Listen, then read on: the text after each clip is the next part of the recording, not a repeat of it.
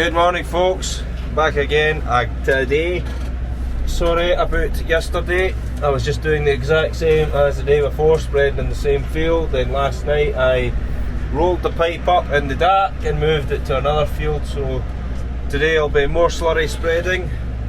Here's a dog, standing nicely, and TM140. Just about to bed up the cabin lot this morning. It's always awkward to reverse into this shed. No dog, don't you dare try and walk out onto the mud guard.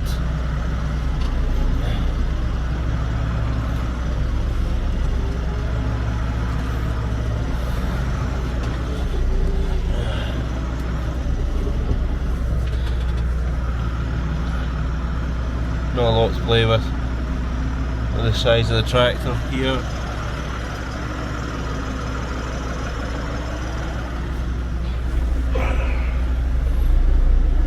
So I'll try and follow it round tight enough to that pole. Now it's jackknifing. Sometimes I can get it in one go, but most of the time I can. But as always, as soon as the camera is out,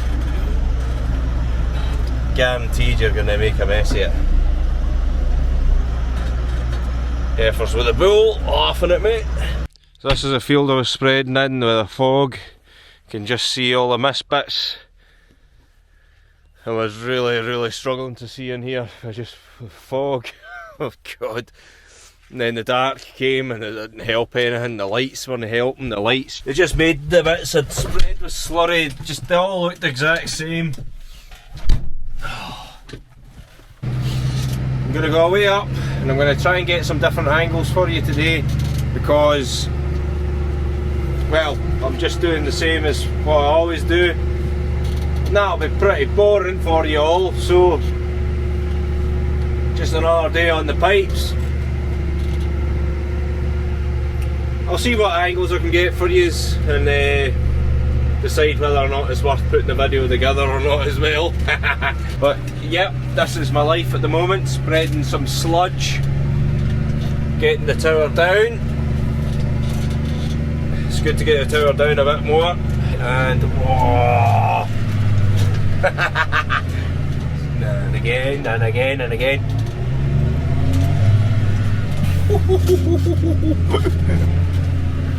Sorry, I'm going to do this again.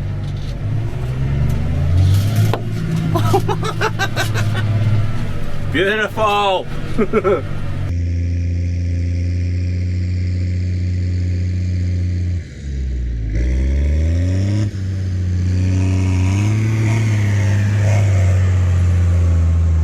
Right, here we are, right up the back here. Right, I've got the Gopro set up over there behind the pipe.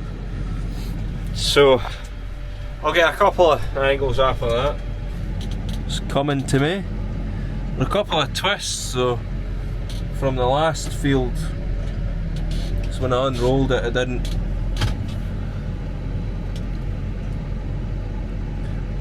take all the twists out it when it rolled up. So as the pressure comes, it'll unravel itself. See it there, it's fighting itself there. There we go, wee ping there. Looks like I'm not going to get my angles, I might need to pull this to get it going. Oh well, I'll just need to start driving.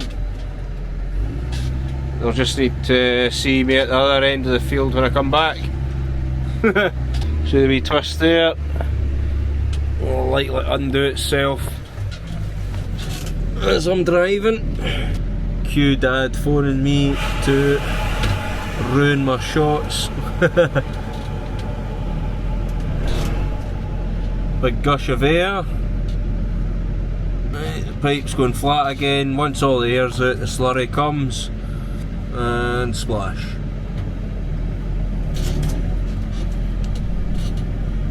At least I can see up here. Let's get this to the speed I want it. It most definitely doesn't look straight because I've not been paying attention.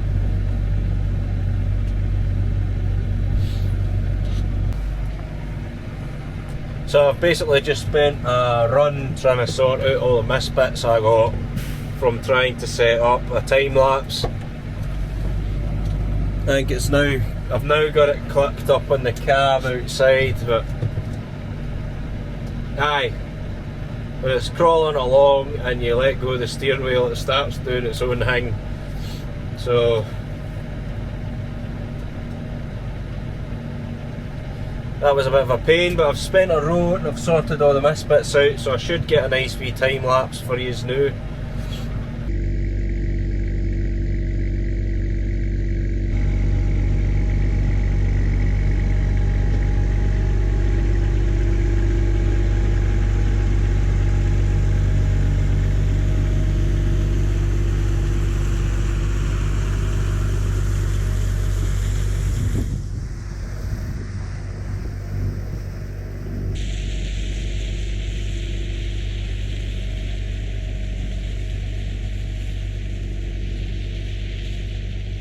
I've had people asking why we use the 70-40 on the pipes. Basically, the biggest reason for using this tractor on the pipes is the width of the tyres that are on it. The tyres are 710s on the back and 600s on the front, I believe, or I think they're 600s, maybe slightly bigger, can't just quite mind. But the wider tyres on the ground, when it's a bit tender like this, you can get on far better. You don't chew the ground up and ruin it for silage time. You're not ripping up roots.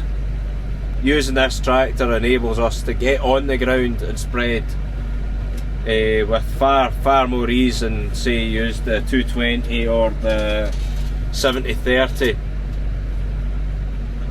with their narrower tyres. The wide tyres make a big difference to going on the ground when it's tender. And she just crawls along nicely. We used to use the TM 190 we had on the pipes, and that had the same wide tyres, and it was just really good, and you just sat there and it went where it wanted to go, you know, and that's what you want. When you've got, this isn't necessarily that big a field here, but when you're spreading in a 30 odd acre field, by the time you get to the other side and turn, there's a lot of pressure on the tractor. I've used the 140 on the pipes before, and it just wasn't heavy enough, so you're turning at the ends and the back end was wanting to pull round. When there's that much pipe out, it'll try and pull the back of the tractor round, and it's not ideal. You want to be able to turn at the ends. Maybe in the future we'll be looking at getting a dribble bar for that. Well, we will have to, because it'll be law, or I'm not really sure what else. There's other options too, but we would likely need a couple of them for the tankers as well. The money that's to be spent involved in farming, my god. I was just having a wee scroll of the Facey page there. How did it know I was talking about slurry equipment? Anyway, this magazine on Facebook has put up a big prices for slurry kit. There's a self-propelled slurry tanker thing. £525,000. Holy fuck. Sorry for swearing, but that's bloody mental. I don't think there's ever going to be a point where we have one of them. But then again, I thought there would never be a point where we would have a big M. However, these kind of things don't do too well on hills. I could just imagining the sliding opportunities that would come with that. I think we're doing alright with this umbilical kit here.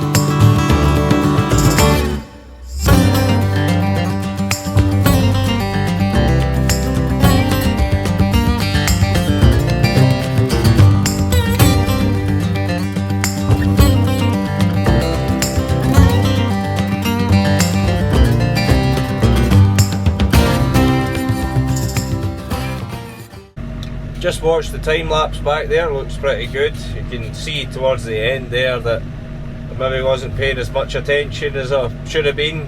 Bit of swaying back and forward, getting distracted, you know, that's all that happened. Getting across the field now. The top side, there's not that much to spread up there. This bottom half, well, let's say 2/3 of the field from that gate over there to that corner. That's what I have to do. So 2/3 of the field here and 1/3 up there. That'll not take too long up there. I'll get this field done today, no bother, and then I'll be a different field tomorrow at some point.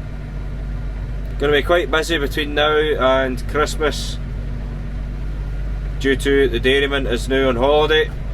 He's taking a week off over this festive period.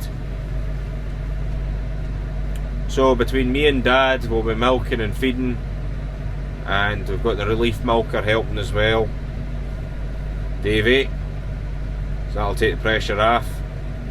But there'll still be plenty going on, so there'll be afternoon milkings and morning milkings and feeding between the whole week.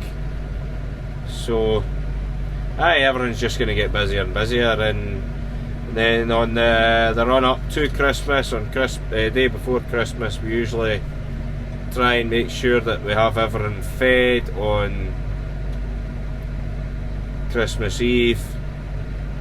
Try and make sure everyone's got fresh feeding that day, and then it's the main lot to get fed on that day. Then, well, anything that was unavoidably needing fed on Christmas gets fed, and then bedding up, get the morning milking done. During all this, all gets done first thing in the morning, and then that's basically us until milking time at night. That's usually what we do. Anyway guys, thank you all for watching me today, spreading more slurry. I'll hopefully have something more interesting for you to watch soon. But until then, we'll see you all next time. Thank you all for watching. If you haven't already, please have a wee swatch at my merch. It's in the link below. Cheers guys, until next time. Bye.